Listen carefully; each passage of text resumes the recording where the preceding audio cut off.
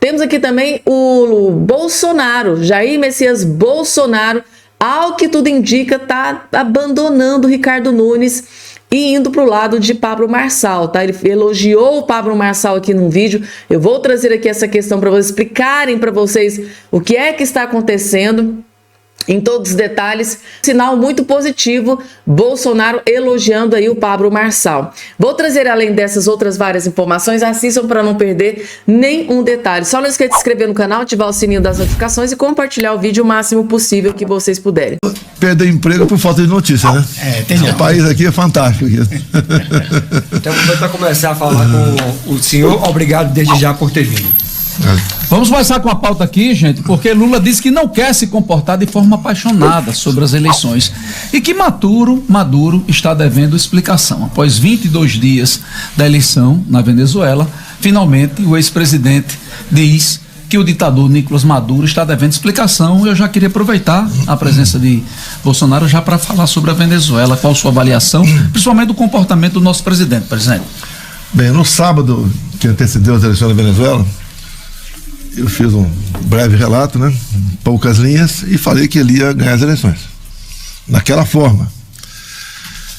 O voto impresso já existia na Venezuela, mas só foi implementado em dezembro do ano passado, tá? Por pressão dos Estados Unidos para que eles suspendessem as barreiras econômicas, e o Maduro aceitou problemas econômicos, e no mês seguinte, em janeiro desse ano, ele tornou inelegível por 15 anos dois de seus principais opositores, Maria Corina e o Capriles. Eles são de centro-esquerda, deixar bem claro isso aí. E achava que com isso aí estaria dado contra o recado. Bem, foram realizadas as eleições, teve o voto impresso e teve aquela história toda, já sabemos, né? O fatídico 51. É assim, a esquerda com 51 aqui, 51 na Argentina no passado e por aí fora. E daí pintou essa confusão toda porque o pessoal da Maria Corina pegou que a gente chama de nossas tripas aqui, né? Que seriam os boletins de urnas. Pegou e viu que tinha ganho as eleições e faltava então a contagem pública dos votos, que seria pegar o saco da urna, o que nós queríamos aqui. Eu sempre fui derrotado, aprovado na Câmara, mas derrotado pelo Supremo Tribunal Federal, questão do voto impresso, e a confusão foi feita. Só que tem um detalhe, né, que vai além de uma eleição lá. Quem está mandando na Venezuela é China e Rússia.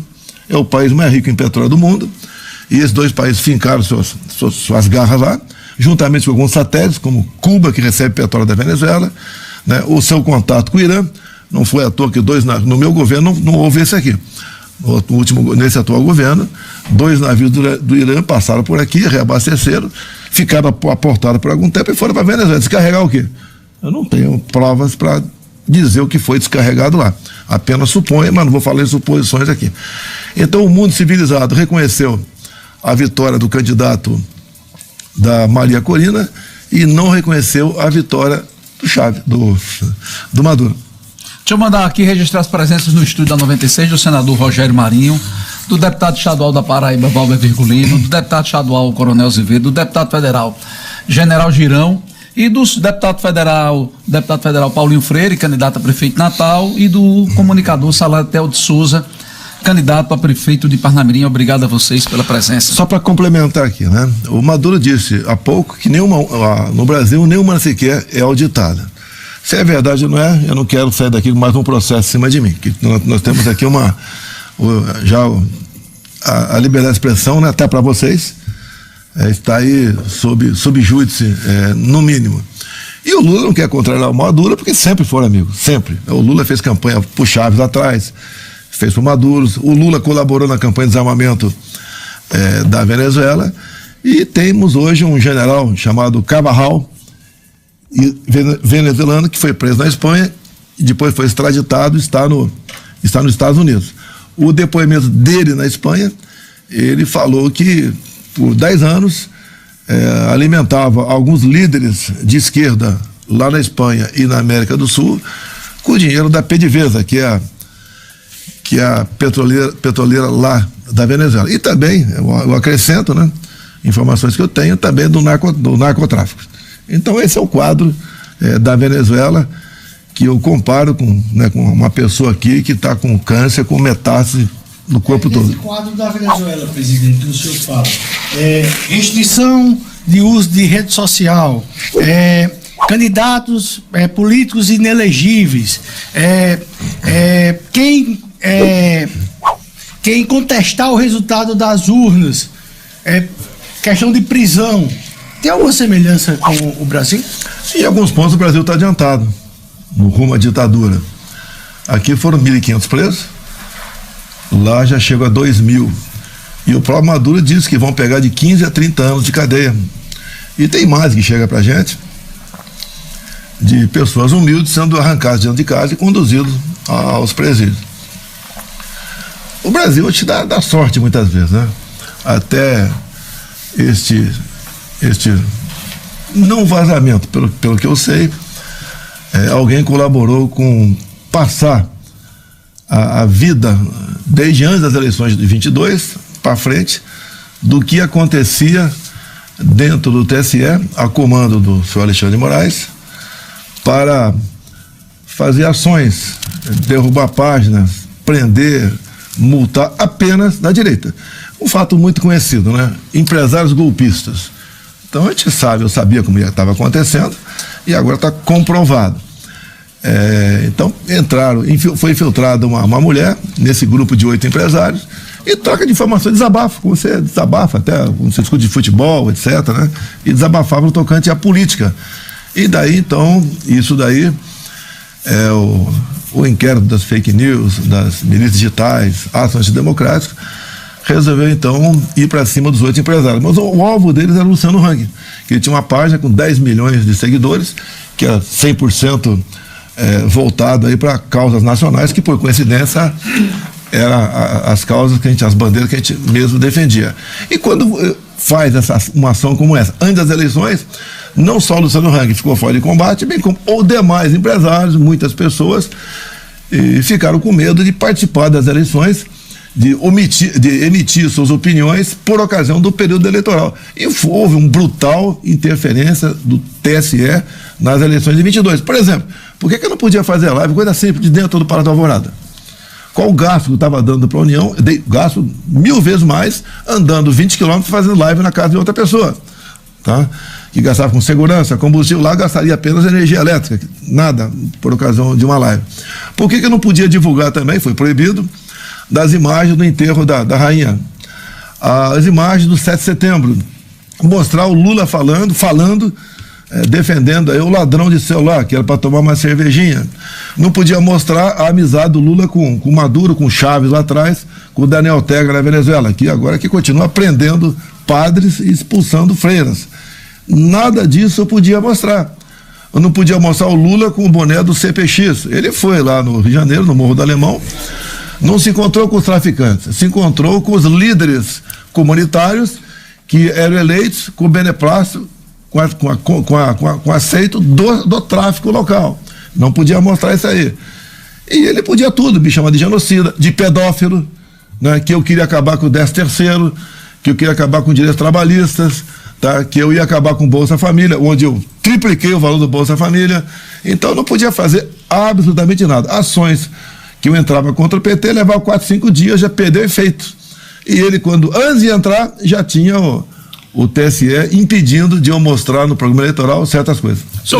Presidente, deixa eu aproveitar aqui que o senhor falou com relação ao Alexandre de Moraes, com relação às revelações feitas pela Folha de São Paulo, né, de uma suposta irregularidade do Alexandre de Moraes de usar de maneira informal, segundo a matéria da Folha, usando de maneira informal para investigar bolsonaristas, né?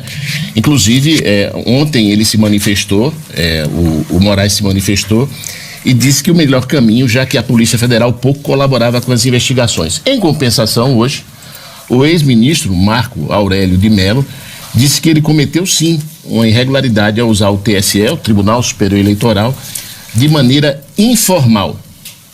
Qual a sua opinião a respeito? A gente vê isso aí nos documentos vazados e troca de áudios, tá? Tanto é que ninguém lá do Alexandre de Moraes questionou a autenticidade dos áudios. Aquilo mesmo, tá? E segundo o Gleude, o jornalista aí, ele tem mais uma quantidade grande de matérias para botar para frente. São 6 gigabytes, né? É muita coisa. Não sei o que significa isso aí. Parece que a Vaza Jato é uns 7 gigabytes. Então é muita coisa realmente. E entendo eu que a Folha de São Paulo não vai retroceder em publicar essas matérias. Acredito que nos próximos dias, talvez a partir de hoje, à tarde, amanhã, temos mais novidades ainda. Agora, o que é claro, é algo pessoal do Alexandre de Moraes comigo. É claro, só não chega, não quer.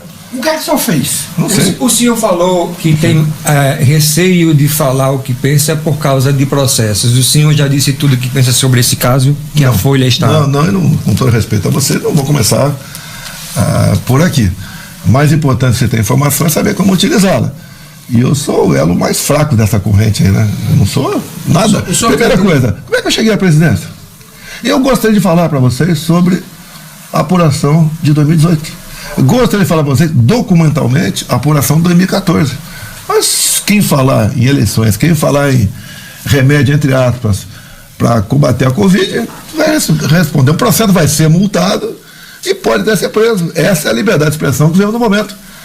E eu entendo até que a Folha, ao divulgar isso, desse jornalista aí, e outros jornais acompanharam, como a Globo, o Estadão, é sinal que eles estão preocupados com a liberdade deles a partir de agora também. Ou seja, quando eles se conseguir, por acaso, sufocar o que eles chamam de bolsonarismo, chama de conservadores, direita, vão cair para cima da esquerda também. Vocês mesmo, respeitosamente aqui, você tem dificuldade de discutir certos assuntos. E é verdade, a Jovem Pan foi fechada, a revista Cruzoé lá atrás também foi estrangulada, foi sufocada. E aquilo que nós temos mais sagrado para dizer que tem democracia, tem que ter liberdade de expressão. O antagonista diz hoje, presidente, que está em gestação um possível acordo para finalmente ter o fim do inquérito da fake news. Isso após a publicação das reportagens da Folha e a pressão do Senado, principalmente na abertura de um pedido de impeachment do ministro Alexandre de Moraes. O senhor acha que agora isso pode acontecer, após quase 5 anos? A gente vê a importância das mídias sociais, né? Essas 2 horas e pouco que fiquei viajando, eu fiquei um pouco defasado de vocês. Consegui rapidamente dar uma olhada aqui nessa questão. O que eles querem? É botar um fim no inquérito fake news e ali sair com a denúncia.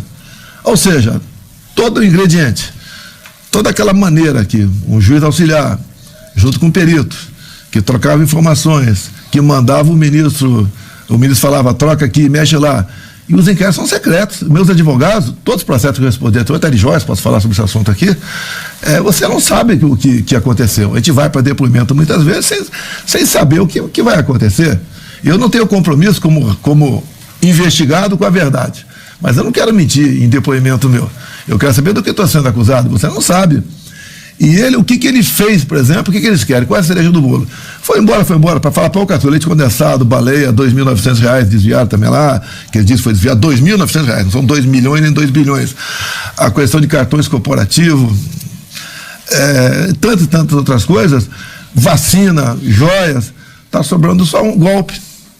E você vê no começo de um áudio aí, ele fala, não, tem que dar prioridade a 142. Essa é a palavra. O que é 142? É o artigo 142 da Constituição. Porque primeiro começaram a me acusar de golpe, que eu queria impor o estado de sítio. Vamos supor que eu quisesse impor o estado de sítio como presidente. Como é que começa? O primeiro é que é um dispositivo constitucional. Você pode socorrer da Constituição. Ali é o receituário para você se safar de muita coisa e buscar aí fazer valer a sua vontade ou se defender de muita coisa. Que é o artigo 142. O presidente manda uma mensagem para o Congresso embasada com uma série de considerantes pedindo para o Congresso decretar o estado de sítio em função daquilo que foi apresentado para o Congresso. O Congresso tem um prazo exíguo, 10 dias para se manifestar, e pode falar não acabou. Falou assim, a gente baixa o decreto. Ou seja, não é o presidente sozinho que vai baixar o decreto de estado de sítio, é o parlamento ao seu lado. Isso é crime? Se isso tudo for verdade, né? Que acha uma tal da minuta de golpe, mas você não tem acesso a essa minuta, nem eu. Alguém teve acesso a essa minuta? Se fala em minuta, da casa do Anderson Torres, outro no telefone do Cid, etc. Mas não tem, ninguém consegue saber o que está ali. Até porque, se tiver uma minuta, tem exposição de motivos. Presidente, Eu falei aqui já ontem e anteontem que, assim, para mim, seguramente o ministro Moraes comete uma ilegalidade quando ele age como ele age, mas a gente tem um contexto. Por exemplo, o ex-comandante do Exército, Freire Gomes, em depoimento à PF, disse que se o senhor insistisse no que se convencionou chamar trama golpista, iria dar voz de prisão ao senhor. O senhor está aqui hoje. Isso aconteceu como foi noticiado? Estou te perguntando se está nos autos. Segundo a Folha. Não, me mostra os autos. Segundo a Folha, o mesmo jornal que publica agora as questões sobre Moraes, que teve acesso ao depoimento, ele disse isso à PF. Está nos autos. Eu não vi os autos. O que está nos autos? Por exemplo, Felipe Jean Martins ficou preso 6 meses. Tá? O que queriam dele? Queria uma delação, que ele assinasse uma delação premiada pronta. Como age a Polícia Federal hoje em dia? Diferentemente do passado. Até na questão da Lava Jato, uma das críticas, né? Falava assim, pau de arara do século XXI, os ministros supremos diziam isso aí, que não é cabível você conseguir uma delação de quem está preso num prazo excessivo. Sim. Agora, não vai jogar aqui para cima, com todo respeito a você. O mini comandante do Exército disse aí, sem ver os autos. Como é que eu vou responder sem ver os autos? Mas o senhor pode dizer se isso não posso dizer não, não vou ficar antecipando nada do que aconteceu. O que acontece? Se querem me incriminar, o ônus da prova é deles. Eu não vou ficar isso não, isso sim, isso não, isso sim. Eu quero que mostre para mim onde errei. 1 ano e meio investigando, não chegaram à conclusão de nada ainda? Não tem nada errado aí? Né? Não tem nada errado. 1 ano e meio investigando. Outra coisa, vamos lá, golpe. 1.500 pessoas presas. Golpistas, terroristas, tentativa armada, né? Está escrito tentativa armada de mudar o poder. Olha, 1.500 pessoas vão dar um golpe e só souberam no dia. Você tem áudio, você tem imagem para muita coisa. Não tem o do Flávio Dino. O que as imagens do Flávio Dino poderiam revelar? Que tem lá quase 300 homens da Força de Segurança, por ter evitado tudo aquilo, ou entra e sai durante a manhã toda de autoridades esperando aquilo acontecer à tarde. Por que o Lula saiu no dia 8 de manhã, domingo, foi para Araraquara para ver, coitado, o coração grande dele, né, uma enchente que havia ocorrido em 29 de dezembro, 10 dias antes. A própria BIM faz o relatório que o governo sabia do que estava acontecendo. Quem estava no governo? Era eu. Eu nomeei os comandantes de força a pedido do Lula em dezembro. E não foi nomeado dia 1º de janeiro, quando o Lula assumiu. Deixa eu só fazer uma pergunta aqui ao presidente, já que ele tocou no assunto, o caso das joias, presidente, a sua defesa entrou um pedido de arquivamento no caso das joias após a decisão do TCU que livrou Lula de devolver aquele relógio Piaget que ele tinha recebido. Olha só, você deixa eu aproveitar né? e perguntar do presidente o que é que ele achou da estratégia e do aborrecimento dele em devolver o relógio para que o senhor não consiga aproveitar a decisão do TSE para usar em favor do senhor, do TCU. Vamos lá. Tem uma súmula de 2016. Primeiro, o Tribunal de Contas da União, ele fiscaliza se há desvio de recursos. Tribunal de Contas da União. Tá? Questão de presente. Tem uma lei de 91. Você buscar lá aí, está escrito lá que o presidente pode vender seus presentes, pode doar, tá? Pode fazer o que quiser com seus presentes. E depois teve um decreto presidencial que fala em algo personalíssimo. Ninguém vai doar um relógio para o Brasil. A não ser que foi um relógio histórico, né? Usado lá por Dom Pedro, desculpa aqui, Santos Dumont, tá? A não ser que seja isso aí. Bem, a partir disso aí, teve uma súmula de 2016 do Tribunal de Contas da União que foi dizer que acima de um X valor, acho que é R$200, pertencia à União. Em 2017, o Lula, com o Zanin como advogado, entrou na justiça para que essa súmula aqui não fosse respeitada, vamos assim dizer, tá? Não conseguiu sucesso na instância, está em segunda instância. Ou seja, o Lula sempre quis ficar com seus presentes e a ação do Zanin foi bem feita, tá? Para exatamente fosse cumprida a lei. O que é algo de alto valor? Para você 100 mil pode ser, para Dona Maria pode ser R$10 mil. Qual o ponto de corte? Você não tem ponto de corte. E esses presentes personalíssimos, que é joia, brinco, botadura, caneta, relógio, etc., são personalíssimos, ponto final. Não tem que discutir esse assunto. Então o TCU resolveu agora uma ação do deputado Sanders, do Rio Grande do Sul. Ele entrou pedindo que, no Supremo, pedindo que o Lula devolvesse esse relógio que ele veio mostrando, são 2 relógios que ele veio mostrando por aí. E coube, então, ao TCU julgar esse assunto. E o TCU julgou e disse que a lei não é clara, carece de legislação para definir o que é alto valor ou não, o que fica ou não com o presidente da República. É isso que aconteceu. Eles arquivaram, presidente? Olha só, no mesmo dia, o diretor da Polícia Federal, né, que é o chefe do MP, pelo que tudo indica, né, falou que não tinha nada a ver uma coisa com outra. Bem, qualquer um entende, dada a última decisão do TCU, que todos os presentes são meus, como o da Dilma seria um delas se ela não tivesse perdido a coitada, agora no começo do ano, naquela grande enchente do Rio Grande do Sul. Gustavo Negreiro.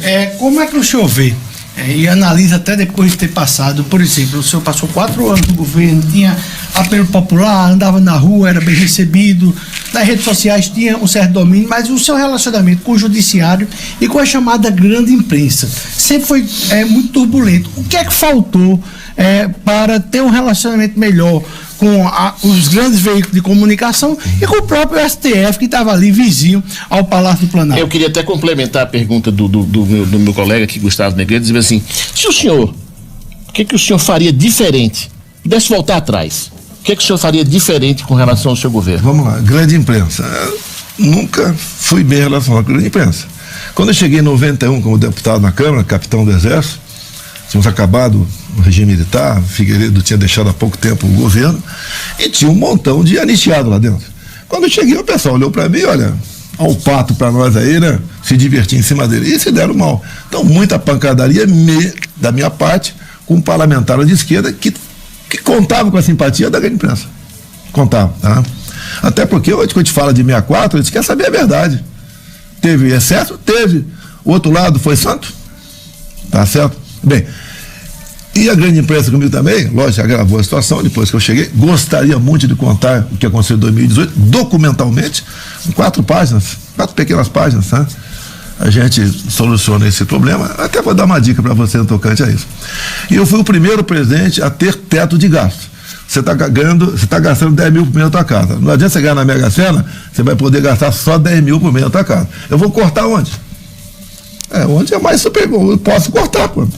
Então, auditorias, verba com propaganda oficial do governo, com mídias sociais, eu fui cortando por aí, para poder sobrar dinheiro e eu poder administrar o país. Então, isso agravou a bronca com a imprensa.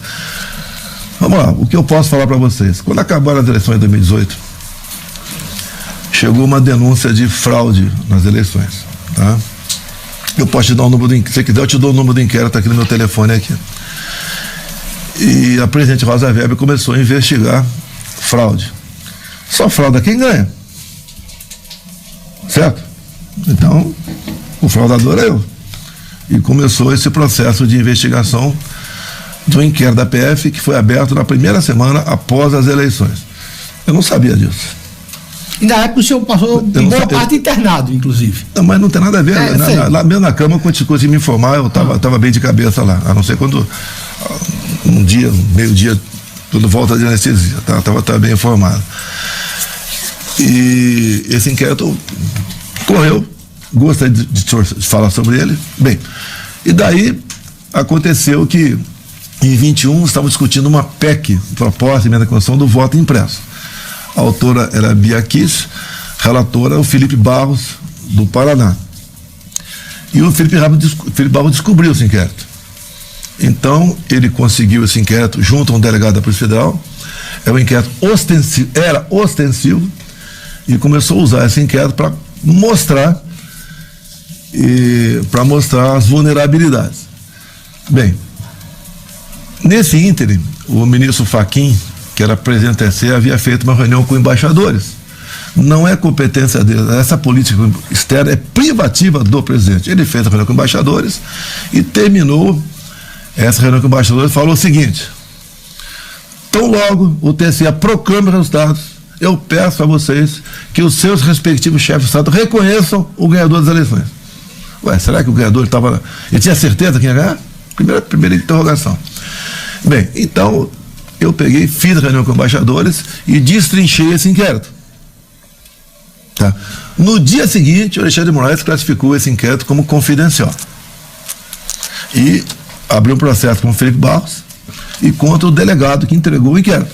Foi comprovado pela Polícia Federal e pela Câmara dos Deputados que o inquérito era ostensivo até aquele dia. Por que escondeu o inquérito? E acredite, o inquérito até hoje é aberto. Já tem aí 6 anos, vai fazer 6 anos, e esse inquérito está aberto. Por que não podemos saber de possíveis vulnerabilidades? Bem, eu não quero entrar em detalhe porque passa a ser crime, porque é um inquérito confidencial. O que se sabe de eleições que tem que ser aberto. Você tem que saber de tudo que acontece lá. Tudo. Mas você não sabe, eu não posso dizer para vocês 4 páginas que estão dentro desse inquérito. E quando eu falo com alguns da imprensa, o inquérito não é esse, o repórter me fala, eu não vou atrás porque eu vou ter problema. E isso seria muito bom se vocês souberem o que aconteceu em 2018 e também em 2014. Você se refere a eleições. Eleições, a apuração das eleições. Deixa eu registrar nossa audiência, nós estamos com 5.500 aparelhos conectados no YouTube. Tem 2 ações que me tornaram inelegível. Uma foi porque eu critiquei a urna eletrônica, é verdade, critiquei. Tá? Porque eu desde 2012... O senhor está inelegível por isso. Desde 2012, não foi com a chadinha na cueca não, tá? Nem não. Nem conta aí fora, nem no apartamento, nem 50 mil no apartamento, nem nada. Desde 2012. E quem entrou com a ação foi o Carlos Lupe, do PDT. E tem um vídeo dele, de 2016, ele criticando o voto eletrônico. E ele é claro, o Lupe, né? Foi no programa eleitoral gratuito. Eleições sem contagem pública é fraude. O Flávio Dino, mesmo, se não me engano, foi em 2010, ele era governador, né? E eu falo o seguinte, olha, eu não era candidato, eu tenho a certeza da fraude no voto eletrônico, tendo visto o que aconteceu comigo no Maranhão. E esses caras todos faltaram contra mim. Ela é ministra. Eu aprovei o voto impresso. Eu vou contar a história que é bacana, né? Eu tinha aprovado, não ia ser acolhido pelo relator, que era Rodrigo Maia, a aprovação do voto impresso. Eu conversei com um líder religioso do Rio de Janeiro, que tinha ligação com o Eduardo Cunha, e eu falei, dá para me ajudar a Rodrigo Maia acolher essa emenda? Bem, foi falado com o Eduardo Cunha. O YouTube é a arma secreta dos maiores. Foi acolhida a emenda do voto impresso. Aprovamos, tá? Logo depois foi vetado pelo governo, derrubamos por 430 votos mais ou menos na Câmara, ou tanto no Senado. Quando a esquerda vê que vai perder, ela vota contigo. Para não pegar, não pagar o preço alto ali. E depois o Supremo, eu não sei se foi unanimidade ou 8-3, diz que é inconstitucional porque o voto impresso exporia uma vulnerabilidade da segurança do voto. O que eles alegavam? Na hora de votar, se a maquininha gripasse ali, ia lá ao mesário e ia saber como o seu Zé estava votando. Pelo amor de Deus. Presidente. Hoje em dia o voto impresso está no Paraguai, está até na Venezuela, tem 2 países agora, Brasil e Butão, se não me engano, que tem esse tipo de votação. Todo mundo confia na máquina. Agora, quando nós não temos obrigação de confiar em quem faz o programa. Presidente, vamos falar de política? Deixa eu só insistir na pergunta de Gustavo Negreiros. É o seguinte, presidente, a gente sempre, durante o seu mandato, o senhor sempre teve uma relação meio belicosa com o judiciário, em determinados momentos com o parlamento, a grande imprensa. Se o senhor, eu vou insistir na pergunta. Eu queria saber qual foi a minha relação belicosa com o judiciário. De qualquer forma, o STF, o tempo todo, quis governar pelo senhor. Era pelo menos até um diretor da Polícia Federal que o senhor nomeou, o STF bloqueou. Então, assim... Exatamente isso. Aí, o senhor faria alguma coisa diferente do que o senhor fez? O senhor se arrepende de alguma coisa? Não tem arrependimento, tá? Lógico, por exemplo, o Ministério meu, não está presente aqui, que é o Rogério Marinho, a questão técnica, MDR, né? Trouxe água para o Nordeste, essa questão técnica. E tinha alguns ministros que a gente chama de palaceiro, são 4, eram muito bons, mas não tinham malícia nenhuma. Aí tudo bem, eu poderia botar um ministro mais político ali, poderia ter feito, como depois, indo o Ciro Nogueira para lá, ajudou. Dentro desse contexto da pesquisa, da pergunta de Enio, só um minutinho, o Alcolumbre e o Rodrigo Maia, por exemplo, foram eleitos presidente da Câmara e presidente do Senado com seu apoio e logo viraram desafetos também do senhor Rodrigo Maia, que é inclusive do seu estado do Rio de Janeiro, e o Alcolumbre também, que o senhor foi importante para derrotar o Renan Calheiros na época, para eleger o Alcolumbre no Senado. E depois, logo em seguida, os dois estavam brigados com o senhor. E o que acontece? Mas todo mundo tem a ideia que é um quartel, né? Está lá o comandante, o Estado-Maior, e está lá embaixo, lá na ponta da linha, cabo e soldado. Se um cabo, o soldado ganha na Mega Sena, alguns ficam meio ciúmes. Fica. Eu fui o cabo que. Se bem que ser presidente não é ganhar na Mega Sena. Minha vida virou inferno. Tá? Agora, o que é comum acontecer? Comigo não aconteceu. Vocês estão vendo a briga sempre por cargos. Por exemplo, o PSD tem 3 ministérios. O republicano tem 1 ou 2. O PP tem, não sei o que lá. Tem diretoria de banco estatal. Né? Tem essas coisas todas aí. Né? Comigo não teve isso. Então, o que reverbera a vontade de muitos líderes partidários? É junto ao presidente da respectiva casa. Então, eles queriam de mim compartilhar o governo. Queriam ministérios, queriam isso, queriam aquilo, queriam diretoria de banco, queriam estatais. E eu não dei. Tá? Eu não dei porque eu sabia o que ia acontecer. E lá, quando você der um ministério para esse partido aqui, o teu partido vai querer também. E ato contínuo, se você apresenta uma lista de fidelidade menor do que a dele, tá? Ele vai querer o teu ministério, não o dele que está dando pouco para ele. O que é lista de fidelidade? Que boa votação. O seu partido tem 50 deputados. 40 votaram com o governo. São 80%. E o outro partido deu 90%, ou deu 60%. Então tinha a tal da lista de fidelidade que o tempo todo era uma bagunça. Era uma briga enorme o ministério. E você pode remontar, porque eu sou um pouco do arquivo vivo, que eu cheguei no Congresso em 91, até como começou o mensalão. Por que houve aquela ação da BIM dentro dos Correios do Rio de Janeiro que desembocou o mensalão? Então, ao agir dessa maneira, o pessoal lá sentiu-se incomodado. E problemas aconteceram. Agora eu sabia, quando desce a primeira vez, ia virar uma prostituta. Tá certo? Que tem que fazer o teu serviço por dinheiro, faz por dinheiro. Eu não ia fazer isso aí. Você não viu? Você pode ter ouvido falar alguma coisa de corrupção lá, mas nada de concreto, que nem foi aberto o processo em cima disso aí. Nós botamos em cada ministério 5 ou 6 pessoas, indicado pelo Wagner Rosário, que era ministro da CGU, para exatamente ficar de olho, para ajudar o ministro. Qualquer contrato acima de tal valor, lupa lá dentro, etc. E fomos em frente. Agora, realmente, tem razão, viraram inimigos, meu. Dois viraram praticamente inimigos. E além disso, tive problema com... Qual o problema com o judiciário que pode ter ocorrido? A indicação de ministro. Ou você acha, quando chega uma vaga para o ministro, alguém morreu, acabou o tempo dele, eu vou indicar uma vaga para o Supremo, a elite política que envolve os 3 poderes, quer ele e não quer esse lá.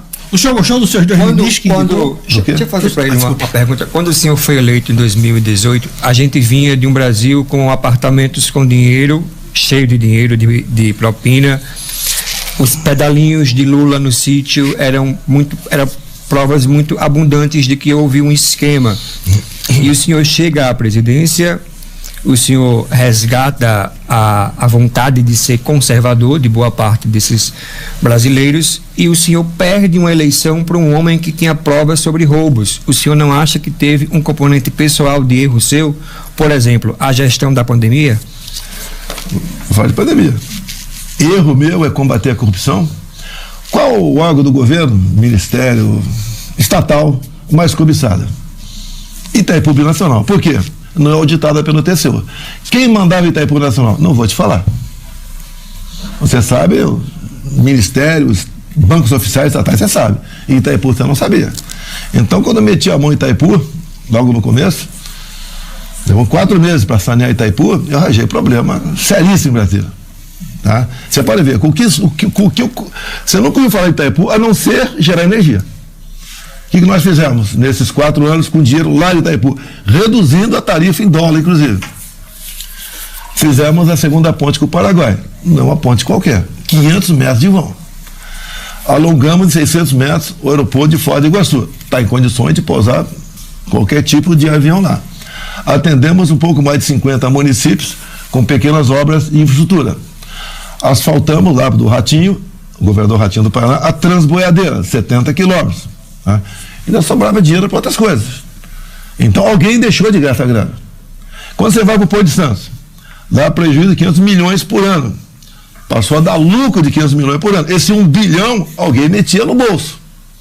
E assim você vai, Correios, você vai indo para estatais, tudo quanto é lugar, muita gente, ou melhor, pouca gente deixou de ganhar muito dinheiro.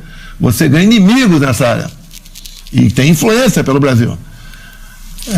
Você sabe, por exemplo, 2014, né? 2014, eu fui o único parlamentar que recusou 200 mil reais na sua conta. Mas o senhor... Peraí, por que recusei? Que era dinheiro de uma empresa que havia pego 9 bilhões emprestado do BNDES. Então essas coisas todas, você vai somando um montão de gente que, ele é misógino, ele é racista, ele não gosta do Nordeste, é o tempo todo assim. É o tempo todo assim. Agora, erro, eu posso ser errado, mas aponte alguma coisa. Pandemia. Você leu a bula da Pfizer? Duvido. Não. Se lesse, você ia sair correndo. Eu li e tive coragem de mostrar ao Brasil os efeitos colaterais. Mas o senhor não acha que essa comunicação foi meio que truncada? Não, você não pode ter uma comunicação. Vacina, o que a maioria dos meus ministros queriam que fizesse era que eu apresentasse com a vacina a solução. Uma vacina que mal tinha concluído a segunda fase, são 4. Por exemplo, tá? O meu filho 02 também já foi acusado de homossexual. Tem um caso com o primo dele. Tá? E ele entrevistou e falou, olha, o que eu senti aqui, ele não é. Se fosse, é problema dele. Quando você fala morto, eu falei sim lá atrás. É uma cultura diferente de 20 anos atrás. Você vai vendo o que acontece e ou vai entubando, ou vai entendendo, ou vai engolindo. Ponto final. Eu já tive, tem gente, coisa rara, né, que lá atrás torcia pro Botafogo e agora torceu pro Vasco. Acontece. O senhor torce pelo Vasco? Eu sou palmeirense. Presidente, deixa eu só fazer a última perguntinha em cima da vacina. Quantas vacinas o senhor tomou? Zero. Inclusive, quando a Polícia Federal começou, inclusive o meu advogado pediu agora, né? Bons advogados, pediram que o Wagner, chefe da CGU, fosse ouvido. Tá? Porque a PF não quis investigar lá atrás a primeira falsificação de cartão de vacina meu, que foi no bairro de Peruche, em São Paulo. E foi inserida no sistema do SUS com o e-mail lula@gmail. Esse domínio, com todo respeito, não está com um cara qualquer. Se você tivesse uma pessoa mais humilde, teria vendido para alguém. É uma pessoa importante. Não quis investigar. E eu pedi, então, via CGU, está documentado, final de dezembro, começar a investigação dessa outra fraude, né? Que eu teria ido 2 vezes, pelo amor de Deus, eu fui 2 vezes tomar vacina em Caxias, Duque de Caxias, Rio de Janeiro. E ninguém me viu lá. Eu, qualquer lugar que eu vou dar um passo fora de casa, o pessoal sabe o que eu estou fazendo. Ali está cheio de gente vendo o senhor. Presidente, vamos mandar. Olha, deu um alô ali, o tchau que todo mundo quer. Olha, já são 7 mil aparelhos conectados. O maior partido no parlamento, mas também o maior partido do Brasil em número de prefeitos e vereadores eleitos. A perspectiva é essa? Há uma preocupação, não é quantidade, é qualidade também. Então nós temos 4 palavras, foi tudo como um casamento. O meu último casamento foi programado. Se bem que a minha esposa, no final, ela deu um mole, né? Não, eu quero ter um filho. O combinado não tem mais. Quis ter, daí a gente sempre cede. Tivemos uma menina aí, a Laura. A questão da minha conversa com o Valdemar foi um casamento que até agora está 100%. O Valdemar tem seu passado, eu tenho o meu, tá? E a gente tem que entender que você não pode carregar uma cruz a vida toda, dá um tempo aí, tá? E tudo combinado com o Valdemar está sendo cumprido. Não é apenas queremos quantidade, sim, mas qualidade. Então temos 4 palavras que respeitamos: Deus, pátria, família, liberdade. Fizemos um decálogo no partido, tá? O que é o decálogo? São 10 itens lá que não dá uma linha a cada item, porque nós sabemos que o povo brasileiro aqui, né, muita gente não é muito chegada à leitura, para cumprir aquilo. É a propriedade privada, é a defesa da família, contra o aborto, contra a liberação de drogas, o legítimo direito à defesa, que inclusive eu dei arma à vontade. Não é que mata, não é arma, foi comprovado. Passou de 60 mil mortes no final de tempo para 40 mil para de fogo no final do meu governo. E nós buscamos realmente esse objetivo. Qual o patrimônio de cada um de nós aqui? São nossos filhos. Não é o seu imóvel, né? Seu carro, sua motocicleta. É seus filhos. Do que nós queremos? Que nossos filhos sejam melhores do que nós.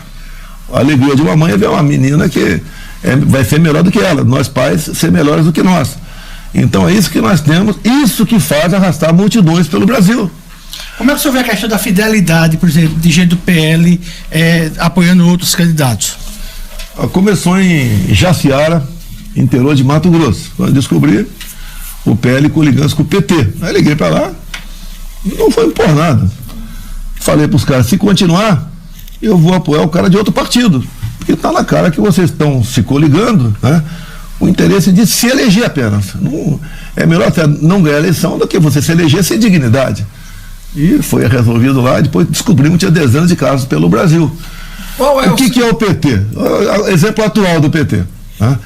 Você vê, a eleição na Venezuela, tá o cara, dezenas de mortos, 2.000 presos, aquela bagunça toda, não apresenta as atas, né? E o PT reconhece como legítima as eleições lá na Venezuela. A gente não quer isso no Brasil. Tá? O Lula não fala nada no tocante a isso aí, porque se ele falar, ele pode levar um catrapo do próprio Maduro. Tá? Então, a nossa base é essa aí. A maioria da população, se você pega um eleitor do PT e dobra o decálogo do PL e começa a cantar os 10 itens para ele concorda com pelo menos 9. Então você não é petista. Pô. Caiu da orelha. Presidente, Não é um carinho que Bruno tá fazendo. Eu achei que você queria fazer um carinho. Tá pensando da medalha. Falando em carinho, presidente, em 2018 o senhor esteve aqui, eu entrevistei o senhor, e o senhor veio fazer campanha para um candidato ao governo do estado. Esse candidato diz hoje, já diz há algum tempo e continua dizendo que um dos maiores arrependimentos da vida dele é ter votado no senhor. Qual a sua avaliação de político assim? É o direito dele falar. Tá? Agora, onde é que eu errei? Por exemplo, na minha gestão, faltou dinheiro para alguma prefeitura do Brasil?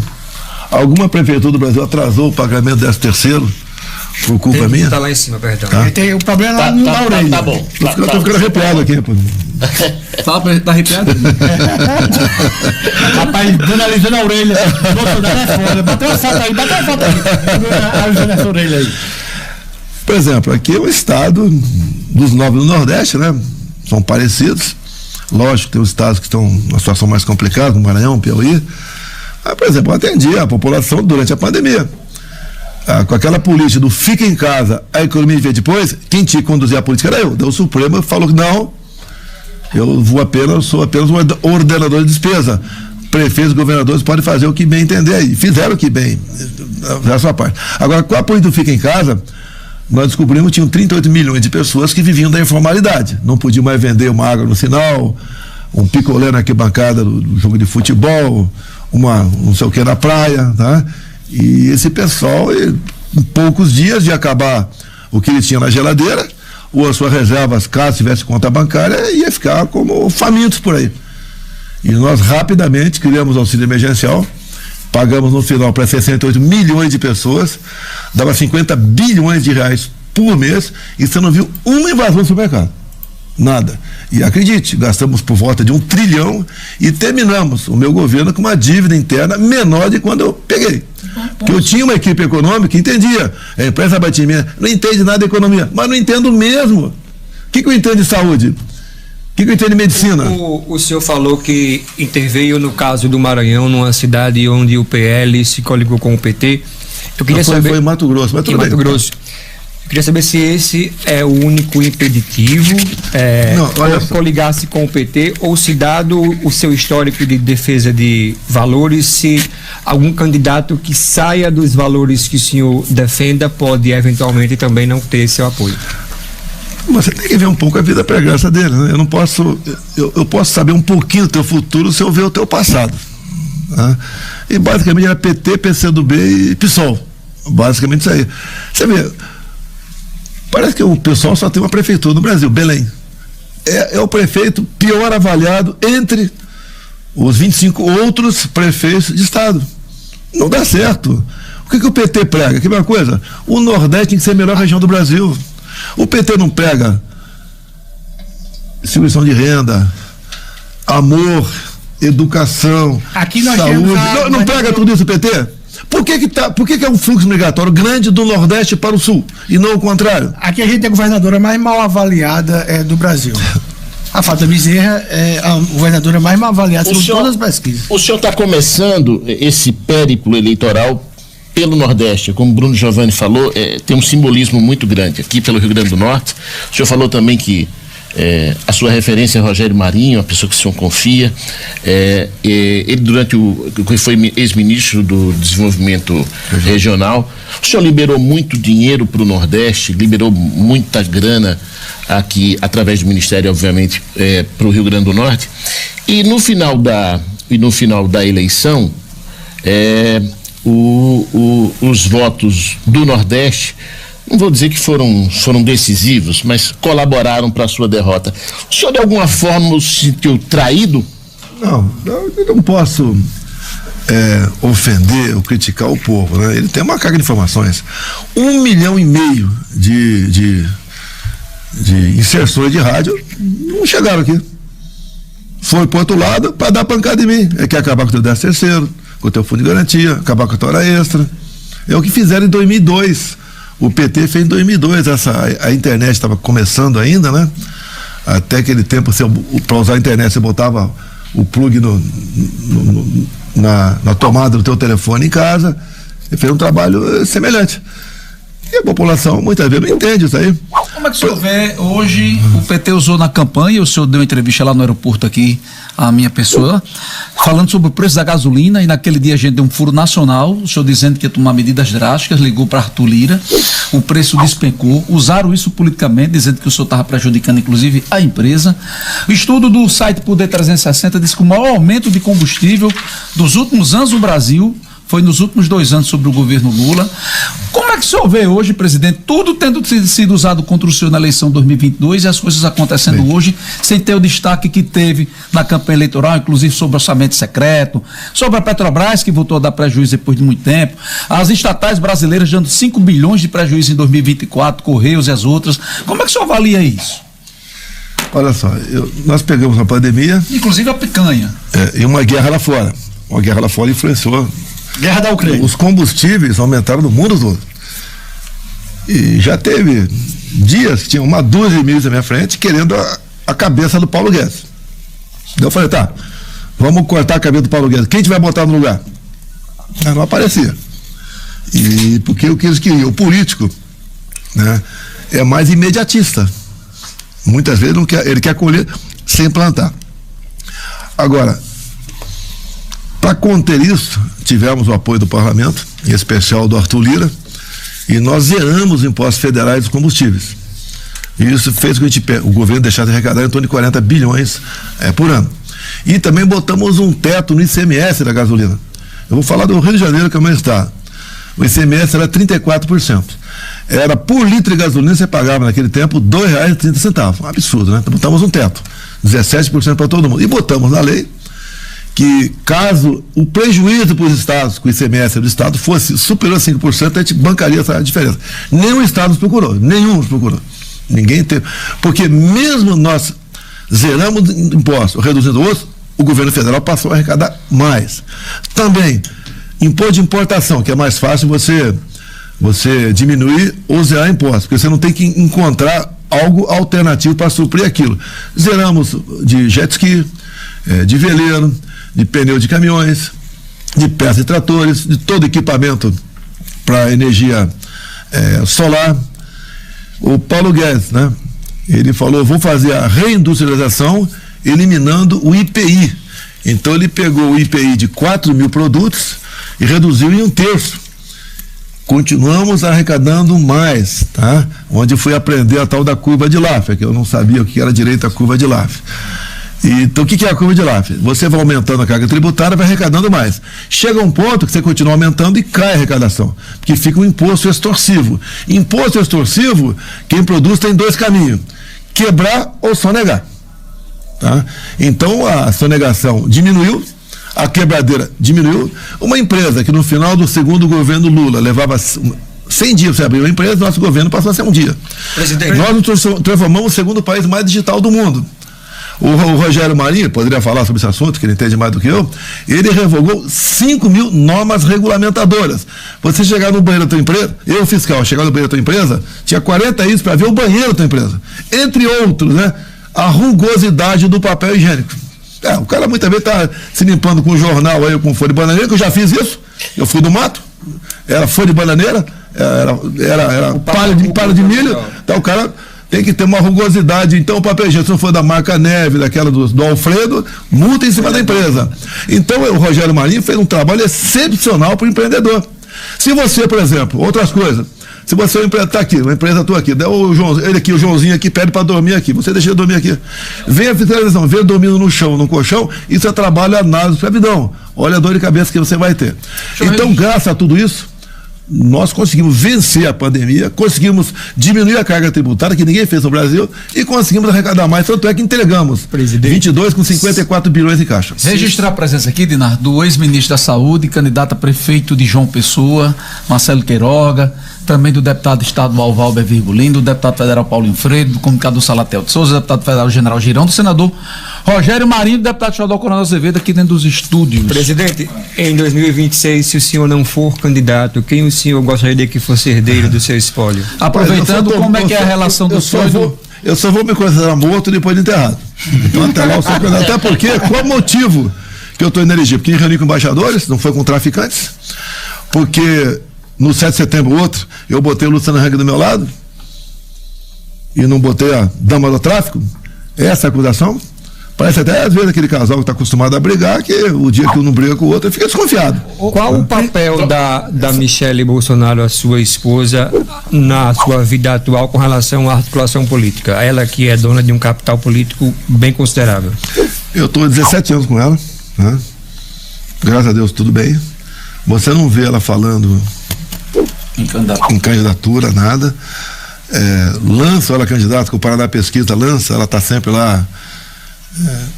Se eu estou fora, ela está em primeiro na frente de outros possíveis candidatos por aí. Jamais vou tolher de uma possível intenção dela.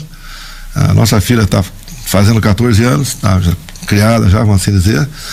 Agora, é importante você ter ao ter um cargo de chefe de executivo, numa prefeitura que seja, ou na União, você tem que ter alguma experiência. Não é fácil, né? Eu tinha 28 anos de parlamento federal, 2 de vereador e 15 de exército. Então tinha alguma experiência. E tinha um ciclo de amizade do meu lado. Faltou para mim, sim, um pouco mais de ministros políticos, os ministros ali, ó, do lado do presidente, né? Faltou esse um pouco mais para a gente não bater tanto de frente em algumas questões. Mas mesmo assim, você pode ver, com a amizade que eu tinha com o Arthur Lira, que sofre muitas críticas, né? Mas uma coisa, o Arthur Lira foi excepcional na pandemia, tá? Ele nos ajudou e muito, inclusive nessa questão do combustível. Quando você abaixa o preço do combustível, nós tivemos naquele ano 22 3 anos de deflação, inflação negativa. Eu acho que, com todo respeito à tua idade, você nunca viu deflação no Brasil pela tua idade, tá? Não sei se lá atrás aconteceu isso aí, mas a coisa boa, nós botamos a Selic a 2% ao ano. A pandemia matou a gente. Quando está 2%, você tira o dinheiro da poupança onde está e vai investir em algum lugar. Por isso que o emprego explodiu, o nosso governo depois, na pandemia, que era para você, a previsão nossa era perder 11 milhões de empregos, que a Dilma em 15, 16 perdeu 3 milhões, não tinha crise nenhuma. Com 2 programas que nós fizemos, tá? Uma participação forte do atual governador Jorginho, que era senador, nós evitamos a queda de emprego 20 e 21, muito pelo contrário, tivemos superávit de emprego nesses anos. Então, dada a qualidade dos ministros, nós conseguimos vencer isso aí. Presidente, deixa eu só aproveitar um gancho da pergunta de Dinarte Assunção. É o seguinte, vamos imaginar o seguinte cenário. O senhor disse que ainda não se considera morto, mas vamos imaginar que em 2026 o senhor continue inelegível.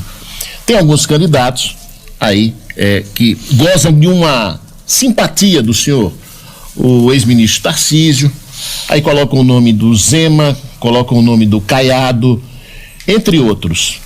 Desses candidatos, desses possíveis candidatos aí à sucessão de Lula, o senhor tem alguma preferência? E só para complementar a pergunta, já que Dinarte tocou no assunto, o senhor falou que né, algumas pesquisas colocam a sua esposa, a Michele Bolsonaro, e ela sempre aparece muito bem nas pesquisas. Se o senhor tem alguma preferência por algum candidato e se eventualmente a Michele Bolsonaro podia compor essa chapa, passa pela sua cabeça? No momento em que eu conversei com ela, ela é uma pré-candidata ao Senado pelo Distrito Federal. Tá? É que eu te disse, eu só vou estar morto depois de enterrado.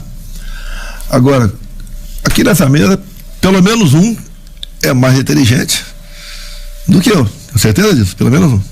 Tá? Agora, com todo respeito aos 4, couro mais grosso que eu não tenho.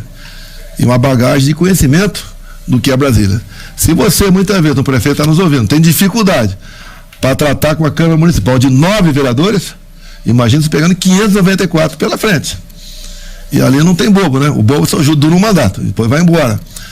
E os interesses são enormes. Quando eu falei Itaipu Binacional, que você pode ficar à vontade, você pode botar a mão até o sovaco, que não tem problema nenhum, é um atrativo. O ser humano é fraco, né? E não é fácil você se manter numa posição. Uma canetada minha mexia com bilhões de reais. Tá certo? E por vezes você quer aprovar uma coisa, tem a pressão do lado de lá e os caras querem. Eu quero uma diretoria tal, de um banco oficial, eu quero um tal ministério. Tem cargo simples de 10 mil por mês, mas o cara mexe com 200 milhões. Você vê, quando nós pegamos, olha a farra. Eu não sei se algum de vocês entende de Bitcoin, eu não entendo.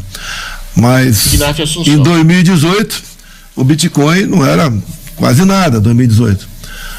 Tinha um contrato da FUNAI para ensinar, de 50 milhões de reais, para ensinar o índio a mexer com Bitcoin. Tá certo? Deixa eu mandar o índio que não sabe. Tá. Tinha também, você pode ver, foi feita lá um contrato com a empresa também. Ela foi dar um parecer, né, uma consultoria, se uma cidade da França podia ou não receber uma casa de turismo da Embratur para difundir o nosso turismo lá fora. Preço dessa consultoria, 5 milhões de reais. E vai por aí fora. No somatório, no micro, você tem uma monstruosidade de corrupção. E aí entra você vai ceder ou não vai. E você tem que dar exemplo também. Quando eu mergulhei na piscina da Alvorada, piscina olímpica, lá, maravilha, tem tudo lá. Tudo que possa imaginar lá. Água quente, falei, essa água quente como é que é? A questão elétrica, desliga esse trem. Não sei quanto gasta uma piscina olímpica para estar aquecido o ano todo. Né? Cartão corporativo, são 3, um é meu, do meu bolso. Eu podia sacar até 20 mil por mês e tomar em tubaína, né? Ou tomar em caldo de cana, ou em cerveja. Nunca saquei 1 centavo desse recurso. Então você tem que dar exemplo também para você poder bem administrar um país. Você vê agora que o presidente vai dormir em quartos de 90 mil reais diária. Só mandar um abraço aqui pro Morada da Paz, outro anunciante nosso. Qual a importância para o ano de 2026, essas eleições municipais agora em 2024? Qual a importância que o senhor vê para o pleito presidencial, a eleição do prefeitinho dessas mais de 5.500 cidades aqui do Brasil? Olha o que tem acontecido pelo Brasil. Há poucos anos você só viu o verde e amarelo de 4 em 4 anos por ocasião jogos da seleção. Hoje você vê vários eventos por aí. Onde eu vou tem verde e amarelo. Nós conseguimos resgatar isso. O amor pela pátria, pelo hino, pelas cores da sua bandeira, a falar em família, que era um assunto quase que proibido falar em família, né? E a forma como eu sou recebido pelo Brasil todo, o Brasil está vendo. Os políticos estão vendo. Não existe satisfação para o político, por exemplo, ser recebido como eu fui agora no aeroporto aqui de Natal. Tá? É como se você tivesse feito um gol numa decisão. Tá? E o pessoal tem uma quantidade considerável de políticos, eu acredito que pelo menos 20% no Congresso, que estão nessa linha. Querem paz, querem tranquilidade, não precisavam, né? Até o dia de ontem, negociar voto para liberar recurso, porque é bacana falar sobre o orçamento secreto. Quando foi aprovado lá, o nome era outro, mas a imprensa apelidou do orçamento secreto, eu vetei. Daí o Congresso derrubou o veto. Eu não posso fazer mais nada, então vamos entubar. Pô. O que foi de bom para mim o orçamento secreto? O pessoal liberava emendas, a maioria entendo que faz boa coisa com a emenda, a minoria nem tanto, mas a pressão por cargos diminuiu bastante para mim. Há pouco que o ser humano é fraco, eu queria saber qual é o pecado que mais lhe tenta. Ah, porra, eu sou inconfessável, né? Tô pensando, imagina que eu tô pensando em fazer com você aqui agora. Imagina que eu tô pensando em fazer com você agora. Aproveitar de Inácio Assunção perguntar isso. O senhor foi acusado muitas vezes de ser grosseiro, de usar palavras, ele já tocou nesse assunto, homofóbicas. Como é que o senhor tem avaliado o presidente Lula nos últimos 15 meses ter feito 10 apontamentos nesse sentido? Falta de respeito às mulheres, a homossexuais. As mulheres foram 6 vezes já. Diz que se ficar em casa apanha do marido, se apanhar de torcedor do Corinthians pode. Como é que o senhor que foi tão acusado, foi manchete de todos os portais, foi pauta em programas de maior audiência do jornalismo, como é que o senhor avalia isso? Se ele responder, o que é que o senhor imaginaria fazer comigo? Ele empurra o presidente. Pai de Inácio tá se achando. Olha nos meus olhos. Tô olhando. O que tu acha que eu quero fazer contigo? Preciso ouvir. Pintar um clima aqui, viu? Vai que você goste, vamos seguir em frente aí. Ou ao contrário, né? Qual avaliação que o senhor faz? Um cara aí, né? Eu não quero falar para evitar problema, deve ter visto. O cara falou que eu só tive 5 experiências e não gostei, tá certo? E ele sempre pregava, você tem que experimentar para ver se gosta ou não. Mas tem certas coisas que eu tenho que experimentar, né? Você sabe que da ideia que deve acontecer e toca a vida. Então a questão de gostar de fazer. Pô, tudo eu gostava de fazer, eu fiz, eu andar de jet ski. O Lula me acusa de andar o tempo todo de jet ski, né? Eu parava de jet ski numa praia de Santos ali, Guarujá, a praia cheia para dentro do povão, centeiro do cara do meu lado, sem problema nenhum. Gosto de mergulhar, parei de saltar de paraquedas há pouco tempo, gosto de andar em motocicleta, aí é um problema que eu tenho em casa com a minha esposa, né? Eu continuo andando no escondido dela, quando ela dá uma saída, eu para algum lugar eu saio de moto, é bom saber, ficar na mão, né, Maria? Mas sobre essa questão das declarações do presidente Lula, não, ele fazia antes e continua fazendo agora. Quando ele falou que 20 anos atrás, falei aquilo, sim, prefiro ter um filho tal do que com esse comportamento. Já falei, tudo bem. São Paulo, estado de São Paulo, como é a relação do senhor com o Tarcísio? De vez em quando a imprensa mostra que o senhor ficou insatisfeito com alguma colocação. Como é a relação e como é que está a posição de Bolsonaro assistindo a eleição para prefeito da capital? Olha, eu queria para a prefeitura o Ricardo Salles e foi numa queda de braço até o momento que o Valdemar ganhou. Aí tudo bem, eu não entro na campanha, só vou passar por São Paulo usando Congonhas por ocasião das eleições. Daí me ofereceram a vice, daí eu indiquei um coronel, o nome dele é Belo Araújo, ex-comandante da Rota, que nos últimos 2 anos do meu governo administrou a CEAGESP. A CEAGESP passam 50 mil pessoas por dia ali. Lá era uma bagunça. Tudo pode de ruim, você pôde imaginar acontecer. Ele botou ordem aqui lá. Botou lá uns 10 da Rota do lado dele, da reserva, e realmente mostrou ser um baita de um gestor. Ali, por exemplo, tinham 2 políticos que levavam 1 milhão por mês cada um. Não vou citar o nome deles aqui. Tá num processo lá que ele deu andamento lá. E você tem uma ideia, quando fizeram uma campanha de Pix para mim, você pega não, que fizeram uma campanha de Pix para mim,